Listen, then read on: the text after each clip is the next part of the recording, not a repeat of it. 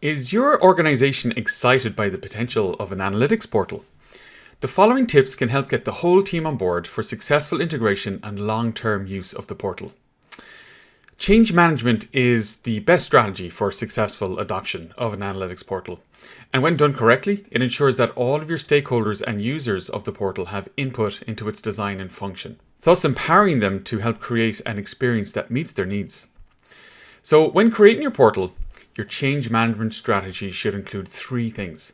You need to be keeping all stakeholders informed and involved at every stage of the process during the design and development of the portal. A comprehensive training program to help prepare the staff use the new portal.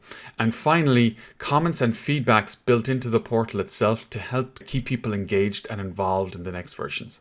So with these steps in your approach, your analytics portal can benefit users across your organization for the long term.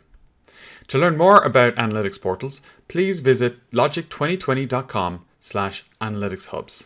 Thank you.